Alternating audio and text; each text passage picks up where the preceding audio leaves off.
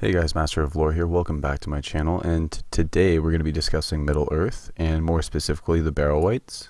So if you're wondering about who the Barrow Wights were, what they were, we'll be discussing that in this video. West of the Brandywine River, beyond the Old Forest, were the Barrow Downs, the most ancient burial ground of men in Middle Earth. There were no trees or water there, but only grass and turf covering dome-shaped hills that were crowned with monoliths and great rings of bone-white stone. These hills were the burial mounds that were made in the first age of sun for the kings of men. For many ages the Barrow Downs were scared and revered, until out of the witch kingdom of Angmar, many terrible and tortured spirits fled across Middle-earth, desperately searching to hide from the ravenous light of the sun. Demons whose bodies had been destroyed looked for other bodies in which the evil spirits could dwell. And so it was that the Barrow Downs became a haunted and dread place.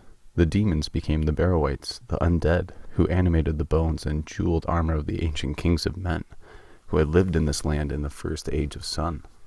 The Barrow Wights were of a substance of darkness that could enter the eye, heart, and mind, or crush the will.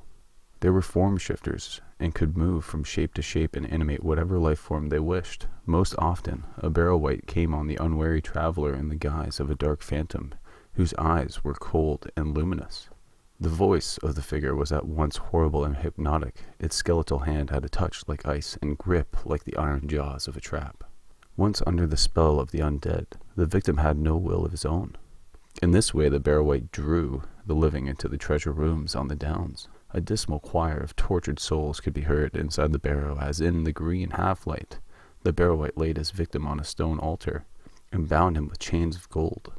He draped him in the pale cloth and precious jewelry of the ancient dead, and then ended his life with a sacrificial sword. In the darkness, these were powerful spirits that could be held at bay only with the spell of strong incantations. They could be destroyed only by exposure to light, and it was light that they hated and feared the most.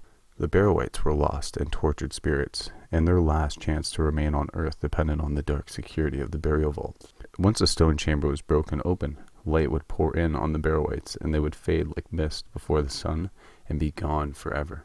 So yeah, guys, that was just a bit of the passage from the Token Bestiary, and essentially the Barrow Wights we have seen before. If you've watched The Lord of the Rings, of course, The Return of the King, we've seen an incantation of the Barrow Wights in the undead that Aragorn calls back to fulfill their oath to the kingdom of Gondor.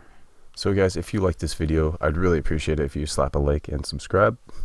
Yeah, thanks for listening, guys, and you guys have a great day. Thank you, and take care.